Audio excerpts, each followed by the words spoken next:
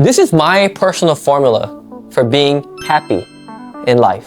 Look, growing up, I wasn't necessarily a very happy child. I was content.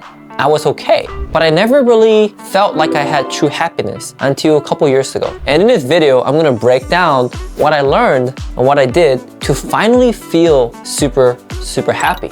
Now, of course, with that being said, it's not like I go through every day feeling perfectly happy, right? That's not human. There are times where I cry, where I'm sad, where I'm frustrated. But I would say a good 95% of the year, I'm pretty freaking happy. Can you imagine if you were happy for 95% of your life? It's pretty good, right? And I hope that gets you to watch this whole thing, okay? So the first thing I learned growing up on how to be happy is actually when my dad used to always tell my mom and I, be grateful. He literally said the words, be grateful, almost once a day. And the other phrase he said was positive thinking. So growing up, I was like, what is this guy talking about? Be grateful, positive thinking. What in the world do you keep saying the same thing? Because when I was younger, I didn't understand the power of positive thinking and being grateful, right? My mom also said a lot to be grateful. So I have to thank my parents. From a young age, they taught me about being grateful and positive thinking. Obviously, those terms by themselves is quite superficial, right? When you get really deep into what that really means, it changes your life. A couple weeks ago, I attended Mastermind in Paradise, Russell Brunson, and it was in Mexico. And there were a lot of special guest speakers there, right? One of the speakers was Dr. Benjamin Hardy. Maybe you watched my previous video about 10x is easier than 2x, but he has another book called The Gap and the Gain. And The Gap and the Gain really relates to what my parents taught me, which is positive thinking and being grateful, right? Have you heard about The Gap and the Gain? Well, if not, I'm gonna share with you what Ben shared with me.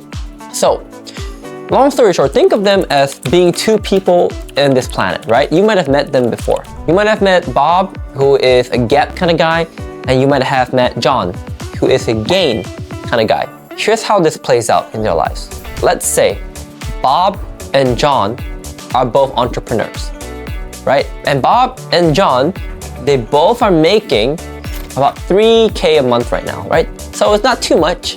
They're barely decent, like 36K a year, nothing special, right? Both of their goals is to get to 20K a month. So they want to start making 20K a month, which is about 250K a year. Now, remember, Bob's the gap guy and John's the gain guy.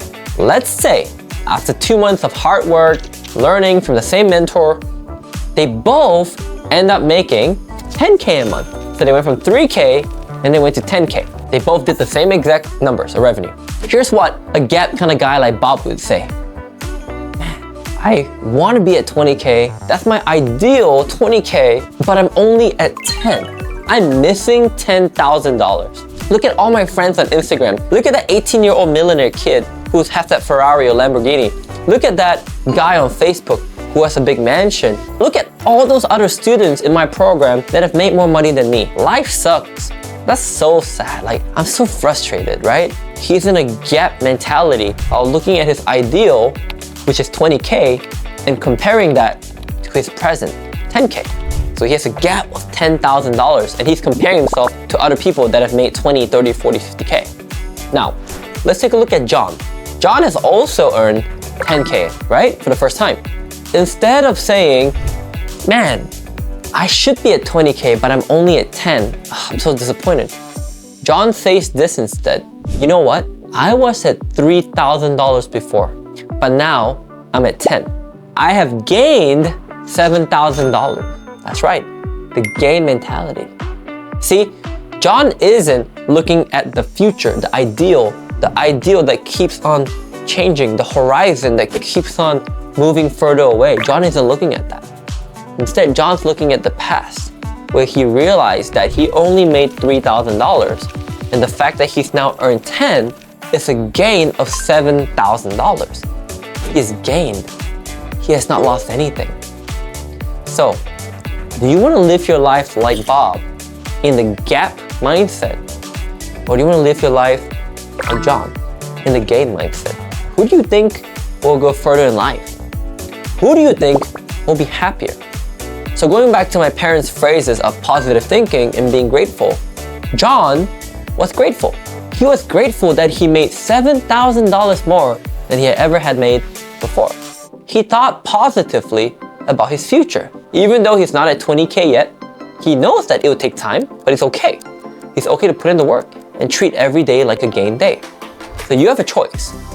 Just like what Ben taught me from his book. I have a choice to choose to be in the game, or I have a choice to choose to be in the gap. I'll tell you another real life example. So recently for my company, we hired a lot of CRM experts and account managers. Now, there are a few of them who I was frustrated with in the beginning because they didn't follow what I was saying to do, or they didn't follow what the team wanted them to do, right? Now, it could be our fault, it could be their fault, that's besides the point.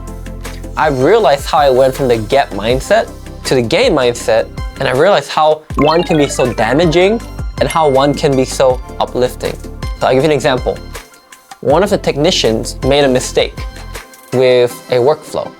They forgot to check the workflow, so when it went live, it caused a lot of issues. And our clients were upset. Now, of course, it's our fault, right? We take ownership for that. But here's what happened. When I was in a gap mindset, I said, oh my gosh, this person is so bad. Why are you making so many mistakes? Why do you do that? Why didn't you check? How could you do that?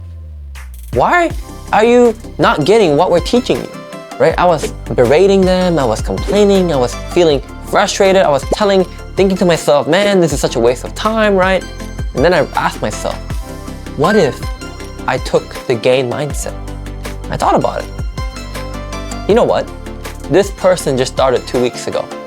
For the most part, they've done really well. They made one mistake, they took it, they took ownership, they promised not to do it again, and it looks like they learned from it. That is a gain, right? They grew. And when I thought of it that way, I was like, yeah, you know what? I shouldn't be that mad, right? I should apologize. I should say, hey, you know what? I get it. Let's be one mistake learners, right? As long as we make one mistake and we learn from that, that's perfectly fine. Instead of, complaining and berating and being upset at them, right? That's the gap mentality. But when you choose to be in the gain, you can see the good things, the benefits, and the values in every single person, in every single thing. There's a quote that says that every cloud has a silver lining. You probably heard that before. But here's the thing. Whichever clouds you have in your life today, first of all, the clouds will eventually always go away, right? Rain does not last forever. The clouds will eventually go away. But so does your happiness, right? Your happiness is fleeting too. You could be extremely happy today, something bad might happen, and you might feel terrible the next day. But knowing your emotions and knowing how to control them can lead you to be a much happier person. So for me, the way I look at life, right? So after I got older, my parents taught me that I went to the military, right? If you didn't know, I served as a commissioned officer in the US Army, and I got out recently, so now I'm a veteran. And in the military, honestly, there was not a lot of things to be happy about. You stand in formation, right? You salute your officers, you say, yes, sergeant, right? You follow orders. I mean, it's not like there's a lot of things to be cheerful about, right? But what I learned from the military was that you don't have to be doing exciting and cheerful and joyous things to actually find self-contentment or self-happiness, what I call it. Because there are times where we were laying in the mud, in the rain, in the cold, and I truly, truly disliked it. There were times where there was not enough chow or food, and I was going to sleep hungry. There were times where pulling patrols and missions, and my feet were blistered, right? Wearing our boots that were wet and our socks couldn't dry. But I remember thinking to myself, you know what? I'm so thankful, I'm so grateful that I could even become a US soldier. I mean, as a boy from Malaysia that grew up in Asia, I never thought I would live in the US. I never thought that I would become a US citizen. Wow. And I look around my platoon, I look at all the guys that were training with me, that were fighting with me. It's pretty fun. We're all embracing the suck together. That's what we said in military, right? Embracing the suck. We were all sucking together. And you know what? That's pretty funny. And that made me laugh. That made somebody else laugh. Then we all laughed at each other because we were all so miserable, right? In the mud, in the rain, in the cold. But we started laughing because we chose to find something funny. Because we chose to find humor in that moment. And I'll wrap up with this, virtually, right? It was called the Closers in Black event. And that was a very popular question that I had gotten asked during my time at Dan's company, because I promoted within his company quickly as a closer, right? Sales manager, sales director. And people would ask me, Joel, how do you define success? And I promise you, this question relates to happiness. So the question of what does success mean to you? For the longest time in my life, I did not know how to answer that question. I thought it was financial. I thought once you have $10 million in your bank account, that's success. And I thought, maybe it's family. Once you get married, once you have someone that loves you, that's successful. Is it though? I thought, maybe it's, having faith. Now that's, by the way, having Jesus and God in my life, game changer. I'll finish up with that. But yeah, like having faith, right? Having a belief, having some kind of religion. Maybe that's the answer. But I asked myself a very simple question that helped me define success. And it helped me define happiness. I'm going to share that question with you. You ready? I asked myself, if I was to die right now, this very second, if I was to die, would I be satisfied? Would I be happy with everything I've done in my life up to that point? And if the answer is yes, then I consider myself to be successful and happy. Very simple question. If at that point, my answer is no, then I wouldn't have considered myself successful. But the truth is, I probably wasn't happy. Because here's the thing, if you choose to be happy, then you will always find success in your life. And that's what I learned later on. I realized that if I chose happiness, it actually meant success. Because I remember when I was younger, back in Malaysia, we have something called a kampong. Kampong is like a village, right? A village where I remember going with my cousins to their village, their kampong. We were not wearing shoes. We were running around barefoot. We played soccer barefoot in the mud, right? We climbed up to trees. We hugged trees. We played in trees. We ate simple fruits and rice, and we had no cell phones and no electricity and no water and no Wi-Fi. But you know what though? When I was sitting in that tree, I was the happiest boy on the planet, right? No social media, no phones, no Wi-Fi, no stresses from the world, no comparisons, no judgment, just fun times with my cousins. That's happiness. So, I think success, if you want to lead a successful life, you have to first be happy. If you cannot be happy with what you already have today, having more money, having more love, having more friends or family isn't going to help you become happier. If you can't learn to be happy with what you have already, you're not going to be happier with more, right? Be happy with less, and then you will learn to be happy with more.